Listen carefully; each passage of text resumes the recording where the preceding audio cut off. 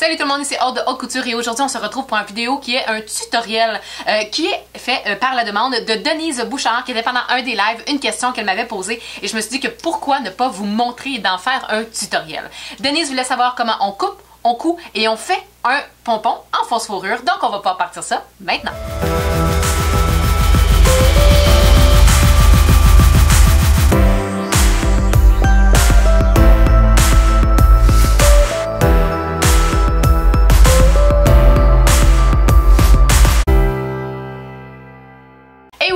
Fourrure, ça ne se coupe pas comme tout. On peut pas le couper comme un tissu qu'on coupe habituellement. Je vais vous montrer comment moi je le fais et une technique que vous allez pouvoir utiliser avec les outils que vous avez vous à la maison.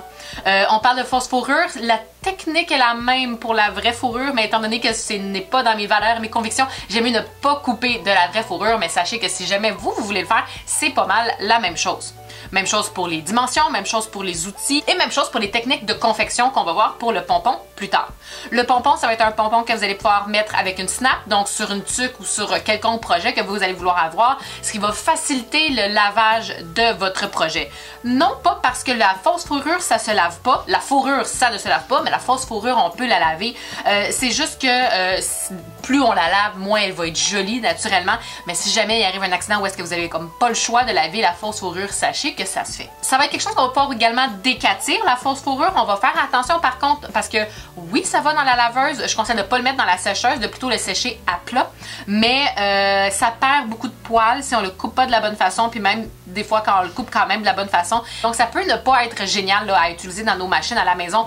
Personnellement, je le fais parce que j'essaie de le couper de la bonne façon pour pas qu'il y ait trop de poils, mais c'est sûr que ça peut endommager un peu nos machines. Donc, c'est peut-être conseillé de le faire plutôt au nettoyeur à sec. Sachez une chose, c'est que si vous le faites chez vous, que vous le lavez et que vous l'étendez pour le faire sécher, le poil, il reprendra pas nécessairement sa plus belle allure. Des fois, ça vaut la peine de le brosser. Et pour ceux qui ont des animaux, brosser le faux poil, ben, vous pouvez prendre la même brosse que vous avez pour brosser votre chien ou votre chat. C'est la plupart du temps ce qu'on va utiliser pour venir brosser surtout les costumes comme des mascottes. Donc aujourd'hui, je travaille avec une fausse fourrure que je me suis procurée au Tissu Roger qui ont une super de belle collection. Mais sachez que dans pas mal toute boutique de tissus, vous allez trouver de la fausse fourrure. Sinon, chez Tony Tex aussi, ils ont une très belle variété. Donc, je vais vous présenter les outils et on va pouvoir aller couper et coudre notre pompon. Donc voilà la fausse fourrure avec laquelle je vais travailler aujourd'hui. C'est une fausse fourrure que j'avais utilisée pour faire un costume de licorne à ma fille. Moi honnêtement, là, dans la façon que je choisis mes fausses fourrures, c'est surtout, je vais beaucoup avec le toucher. Plus ça va être doux, dites-vous, plus on va avoir de la qualité. Et aussi regardez l'envers quand le tricot est constant, quand on voit que ça se tient bien. L'endos, dans le fond l'envers de notre fausse fourrure, c'est un bon indicateur habituellement que ceux avec qui on travaille, c'est bien. Pour tracer, je vais y aller avec une règle, mais si jamais vous êtes en train de faire une production de pompons parce que vous avez plusieurs tuques ou peu importe, vous voulez vous en faire plusieurs, des fois ça vaut la peine de se faire un petit gabarit. Aujourd'hui, ce que je vais faire, c'est un pompon qui est large, donc je vais en faire un de 6 pouces par 6 pouces. Vous pouvez naturellement changer ces grandeurs-là, il n'y a aucun problème. Pour ce qui est de venir marquer, tout ce qui est feutre n'est pas l'idéal là-dessus.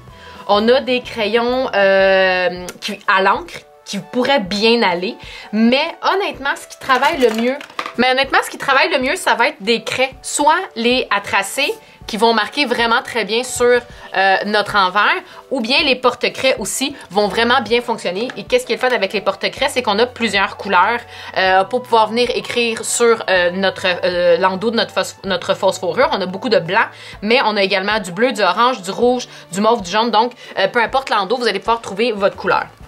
Sachez que celle-là aussi, il y a la possibilité de changer la craie qu'il y a à l'intérieur pour mettre une autre couleur. Pour les deux outils, vous pouvez toujours aller voir sur ma boutique en ligne. Je vends le porte-craie avec la rechange et la roulette à tracer se vend comme telle blanche, mais vous pouvez aussi acheter une rechange jaune seulement et venir changer sans nécessairement racheter là, le porte-craie, seulement acheter le refill qui est à l'intérieur et le changer quand vous voulez l'avoir blanc ou jaune. Donc, ce que vous allez pouvoir faire, c'est votre carré à l'aide de votre règle. Un carré, donc, comme je disais, de 6 par 6. Comme ça ici. Et je vais venir couper.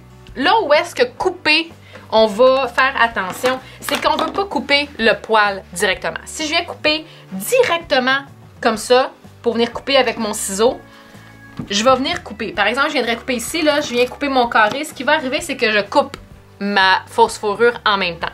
Ça, je ne veux pas faire ça pour plusieurs raisons. Ça va, comme c'est en train de faire, ça va faire beaucoup de chenoutes partout. Ça sera vraiment, vraiment pas le fun.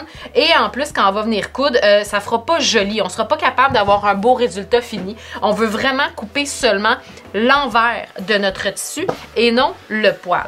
Pour ce faire, 3 choses que vous pouvez prendre. Tout le monde a un ciseau. Fait que vous pouvez soit prendre avec votre ciseau, soit prendre avec votre roulette à tracer, ou y aller avec, comme moi, avec mon outil de prédilection, l'X-Acto. L'X-Acto, c'est pas ce qu'il y a de plus sécuritaire. On fait très attention quand on travaille avec ça, mais vous pouvez utiliser n'importe quel de ces outils-là. Si vous avez seulement le ciseau, ce qu'on va venir faire, c'est qu'on va venir s'arranger pour prendre seulement l'endos et non le poil. Quand on fait ça, on y va petit coup par petit coup, on glisse notre lame en dessous. Et on va y aller, comme je dis, petit coup par petit coup, en ne prenant que l'envers. On ne prend jamais le poil. Fait que ça, on peut faire ça. Puis là, comme on voit ici, j'ai pas coupé mon poil. Il va par en bas. J'en ai pas coupé. J'en coupe un petit peu. Le ciseau, c'est pas infaillible. Mais on en a sauvé beaucoup. Sinon, on peut y aller avec le couteau rotatif, mais pas à plat sur le tapis de coupe. On va le lever. Puis on va juste venir utiliser notre couteau rotatif pour venir couper seulement notre envers sans couper notre poil. C'est pas ma technique préférée. Je trouve que ça fait pas une coupe très très franche. Ça vient maganer un petit peu, mais on coupe vraiment pas de poil dans ce temps-là. Sinon, là j'en ai une plus récente que l'autre. Je pense qu'elle est meilleure. Sinon, on a l'X-Acto qu'on vient tout simplement... Et comme ça, on n'a pas de poil qui a été coupé. Mettons que là, je vais aller jusqu'au bout. Je pense que mon autre lame va peut-être être un petit peu meilleure. Quand j'ai coupé avec mon X-Acto aussi, c'est plus facile. C'est facile aussi de couper en ligne droite. Je fais attention de ne pas trop peser fort pour ne pas couper le poil qui est en dessous naturellement. Mais somme toute, quand la lame elle est bien affûtée, là, la mienne elle commence à être vieille, c'est vraiment quelque chose d'intéressant. Sinon, si vous ne voulez pas prendre de chance, là, le ciseau, honnêtement, ça fait vraiment bien l'affaire. Il existe des vrais outils que j'ai pas, mais un outil qui est créé pour couper de la fourrure, qui va très bien, mais si vous n'êtes pas quelqu'un qui travaille la fourrure, je vous dis que c'est pas nécessairement ça vaut pas nécessairement la peine là, de venir s'acheter ça. Fait que somme toute, quand on vient couper, on essaie d'enlever le moins de poils possible pour ne pas endommager notre projet au final, parce que si le poil est court, on va avoir de la difficulté à avoir un beau pompon qui va pouvoir venir, dans le fond, être quasiment sans couture apparente. Parce que si, par exemple, j'ai retourné mon carré sur l'envers et même chose de l'autre bord, on va pas voir en bout de ligne la couture qu'il y a là. Si j'avais coupé mon poil directement, on aurait vu la couture, on aurait vu la jonction. Fait que quand on laisse le poil long, on est capable d'avoir une couture quasiment invisible, là, une jonction quasiment invisible. Donc c'est ce qu'on va vouloir venir recréer. C'est pour ça qu'on fait attention de ne pas couper le poil. Fait qu'une fois qu'on a le petit carré qu'on a de besoin, on va pouvoir aller coudre tout ça. C'est un projet qu'on va faire sans machine. Fait que ça aussi, ça peut être intéressant. Pour coudre à la main, moi, comme d'habitude, je vais suggérer un fil extra fort, d'autant plus quand vient le temps de faire un pompon. Idéalement, on va avec une couleur qui se rapproche. Moi, personnellement, j'ai pas une grande variété de couleurs de fils extra fort. Habituellement, j'ai du noir, du blanc, du marine et j'avais aussi du vert. Je vais y aller avec le marine. En bout de ligne, on le verra pas. Mais je trouve que ça se rapproche quand même de mon canevas. Noir, ça aurait été trop foncé, blanc, trop pâle, vert, ben ça fait juste pas de sens. Fait qu'on va y aller avec le bleu, qui est un fil de 100% polyester extra fort.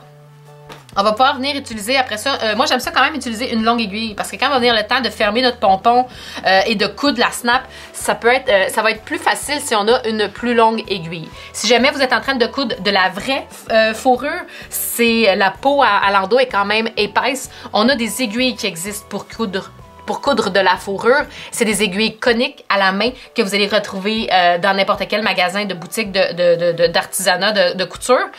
Sont plus grosses, sont plus massives. Faites attention parce que quand vous vous piquez avec ça, ça pique pas à peu près. Mais vous allez pouvoir utiliser ça là, si vous faites avec de la vraie fourrure. Sinon, si comme moi en ce moment vous êtes avec la fausse fourrure, on va pouvoir se prendre une aiguille régulière. Quand va venir le temps d'enfiler mon fil sur mon aiguille, je me plie en deux complètement, donc mon nœud. Je vais venir le faire dans mes deux fils. On pourrait le faire dans un, honnêtement, mais j'ai comme le feeling que de faire sur deux fils, ça va être beaucoup plus résistant. Ouais. Pour ma part, je préfère ça. le faire à 2 fils. Je vais faire mon nœud, un beau gros nœud solide aussi, étant donné qu'on est en train de coudre dans du tricot, donc c'est des mailles qu'on a à l'envers de notre fausse fourrure. Ça va être compliqué de faire à seulement un fil, un bon nœud résistant, que ça passera pas au travers des mailles. Et on va se partir sur n'importe quel des 4 côtés. Et je vais venir coudre à environ 1/4 du bord. Puis moi, j'aime bien me piquer des points pas trop petits. Je vais essayer de piquer des points de 1/4 de largeur, de longueur en fait. Fait que je me prends environ 1/4. J'essaie d'être le plus constante possible. Et là, on va avoir un fil assez long pour être capable de faire nos 4 côtés comme ça. Parce qu'on va pas vouloir couper notre fil en cours de couture. Arrivé au coin, je vais me retourner de bord pour venir faire l'autre côté. Encore une fois, à 1/4 de pouce. J'essaie de faire des points d'une longueur de 1/4, le plus constant possible. Et là, dans le fond, quand j'ai fini un côté, je vais juste aller faire l'autre côté. Je fais mes 4 coins comme ça. Je veux retourner à ma couture initiale où est-ce que je suis partie tantôt. Si au fur et à mesure, vous pensez que vous allez manquer un peu de fil, vous pouvez commencer à froncer. Parce qu'en bout de ligne, on va venir froncer toute la couture qu'on est en train de faire. Fait que vous pouvez commencer à froncer tranquillement, mais pas trop parce qu'on va quand même venir rajouter un peu de bourrure à l'intérieur.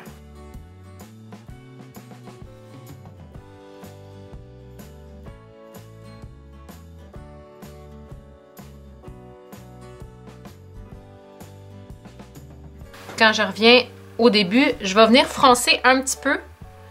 Je laisse ma main au centre parce que je veux pas tout froncer parce qu'on va venir le bourrer.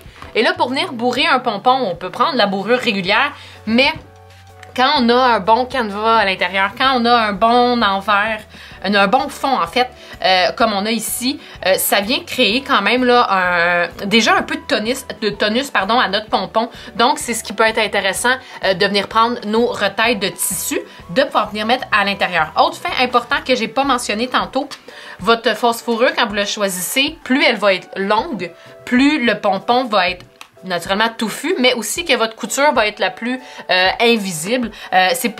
Ça pardonne plus un poil long qu'un poil court. Moi, en ce moment, j'ai environ un poil de longueur de 1 pouce. Il y en a des beaucoup plus longues. Vous n'êtes pas obligé nécessairement d'en prendre des plus longues, mais 1 pouce, je vous dirais que c'est un minimum pour avoir un beau pompon. Une belle allure. J'ai des retailles de tissu. Vous pouvez prendre un peu ce que vous voulez. C'est pas quelque chose qu'on va venir presser énormément. En fait, c'est pas quelque chose qu'on va venir presser. Vous n'êtes pas obligé de couper non plus en petits morceaux étant donné qu'on a un bon canevas. Moi, je vais juste venir à l'intérieur. Bourrer ça le plus que je peux. Quand j'ai des trop gros morceaux, on peut venir se les couper grossièrement.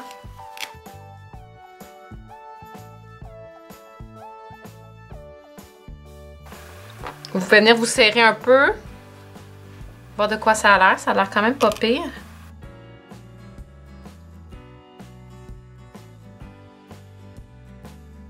Et là, on va venir serrer le fil de fronce le plus qu'on peut. Et c'est là que si jamais vous n'aviez pas de fil extra fort, vous allez vous rendre compte que ça ne marchera pas parce qu'un fil régulier va avoir tendance à casser quand on vient vraiment là, fermer fort notre couture de fronce. Et là, dans le fond, ce qu'on veut, c'est ne plus avoir le trou où est-ce qu'on a bourré. Fait qu'on va venir coudre ça.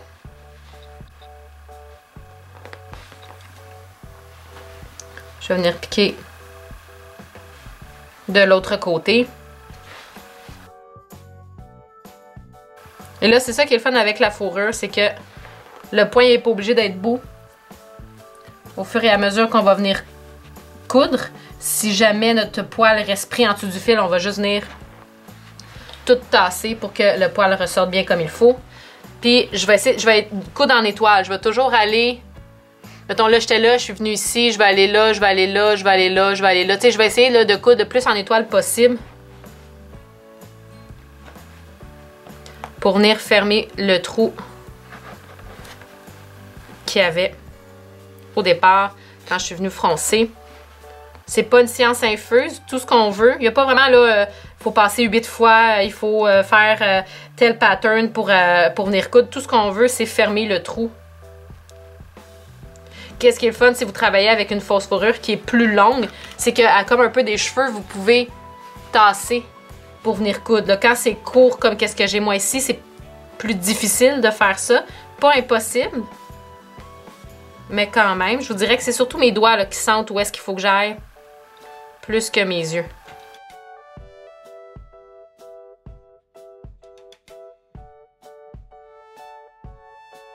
Quand le trou est bien fermé, on va pouvoir faire un nœud. Fait que où est-ce que je viens de ressortir?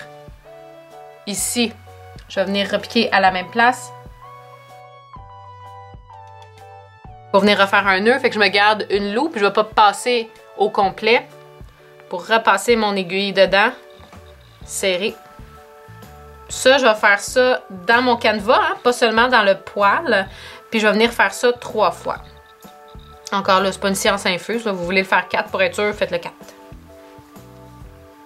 On veut juste que ça soit très solide. Puis là, comme je disais, quand il y a du poil qui vient se prendre en dessous du fil, juste avec mon aiguille, je vais venir la brosser. Mais tantôt, si on a une brosse là, de poil, comme je disais, vous allez pouvoir venir faire un travail peut-être un petit peu plus exhaustif. Mais sinon, juste comme ça peut faire l'affaire. Je vais faire un dernier nœud. Et voilà. Et là, je ne vais pas couper mon fil. Je vais venir rentrer dans le pompon. Ressortir mon aiguille. Je la passe quasiment de bord en bord. J'ai piqué par ici, je suis ressortie là. Je vais sortir mon aiguille. Puis je vais couper mon fil. Comme ça. Fait que là, mon fil, il n'est pas coupé ras au nœud, là. Il passe comme au travers de mon pompon. Fait que moi, mon dessous, il est ici. Fait que le pompon est fait. Je vais pouvoir venir mettre une snap. Les snaps, moi, que j'utilise, c'est celle-là. J'aime vraiment ça parce qu'ils sont très, très, très solides. Ils se snappent quand même vraiment très bien. Et elles sont relativement faciles à coudre. Fait qu'on a le mâle où est-ce qu'il y a la tige et la femelle. Une ou l'autre, honnêtement, ça dérange pas vraiment. Je vais mettre la femelle sur le pompon. Comme ça ici. Je me reprends du fil extra fort. Je vais me faire un nœud avec les 2 fils. Je vais me partir là où est-ce que je viens de fermer. Je me passe sans le bouton parce que je veux seulement que mon nœud parte bien. Puis après ça, je vais venir piquer dans le bouton. Comme ça ici. Je vais venir repiquer dans le trou qu'il y a à côté. Et là, je peux pas vraiment là, ressortir tout de suite en dessous. Ce qui va arriver, c'est que si je fais ça, j'ai pas assez d'espace et je risque de pas piquer dans mon pompon, mais seulement dans le poêle puis passer tout droit. Fait que je vais venir piquer dedans. Je sais que je repique dans le pompon. Fait que je vais repiquer dedans, mais je vais ressortir un petit peu plus loin. Je ressors pas trop loin. Je ressors environ peut-être 1 pouce en bas du pompon pour venir tenir. Une fois que ça c'est fait, je vais essayer de repiquer à la même place. Donc je suis sortie ici, je vais venir repiquer là, puis je vais venir me ressortir où est-ce qu'il y a le bouton. À l'autre extrémité dans le fond d'où est-ce que je viens de coudre. Là avec mon pouce, j'essaie de voir où est-ce que mon aiguille va ressortir. Voilà, elle est ici.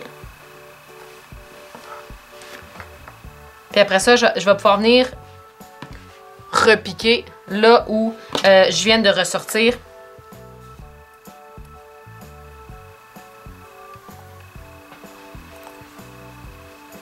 Pour aller juste à côté. Et encore une fois, ressortir environ 1 pouce ici sous le bouton.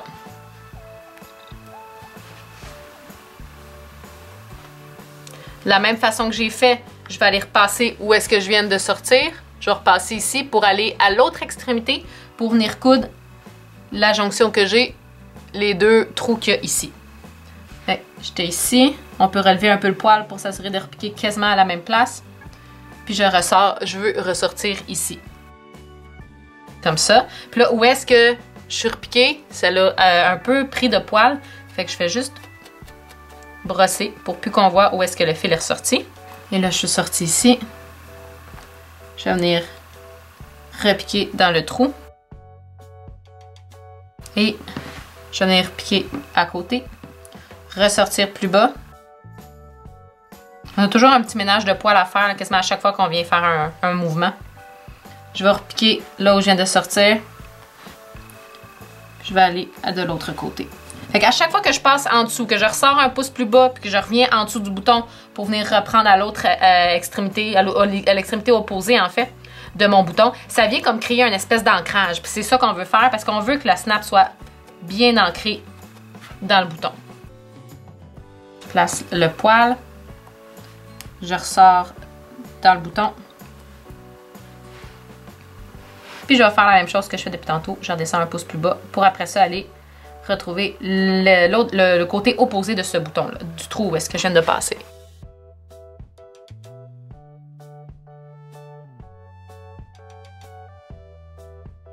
Et là, quand j'arrive au dernier trou, je repasse un pouce plus bas. Ça change pas. Si vous avez de la misère à ressortir vos aiguilles, là, une longue nose, une pince longue nose peut vraiment venir aider. Fait que là, chacun des trous ont été faits. Où est-ce que je suis ressortie? Je vais venir faire un nœud. Je vais essayer de tasser le poil le plus possible pour quasiment avoir mon canevas. Puis je vais venir faire des nœuds ici. Puis là, mon nœud, je vais être sûre de le prendre dans le canevas et pas juste dans le poil. On va pouvoir en faire 3 comme ça. Puis avant de faire mes 3, à chaque fois, je m'arrête, je replace le poil. Puis la même chose que tantôt, je vais planter mon aiguille au travers pour aller la ressortir plus loin. Pour que mon fil soit au travers du pompon. Puis que je ne viens pas couper trop près du nœud. Fait que j'ai mon petit bouton pression en dessous. L'autre, bien sûr, je vais pouvoir venir le coude sur ma tuque directement. Sinon, le pompon est fait. Et voilà tout le monde, c'est ce qui conclut la vidéo d'aujourd'hui. J'espère que vous avez apprécié et que vous avez surtout appris des nouvelles techniques pour tous vos projets où est-ce que vous allez pouvoir couper et coudre de la fausse fourrure. Si jamais ça vous intéresse, je vous invite quand vous allez avoir un projet de réaliser à venir le partager avec nous sur la communauté Haute Couture sur Facebook où est-ce que vous allez pouvoir retrouver plusieurs albums, des projets que les filles ont réalisés à partir des tutoriels DIY ou couture accompagnée ici sur la chaîne de Haute Couture. Donc sur ce tout le monde, je vous dis bonne couture et à bientôt.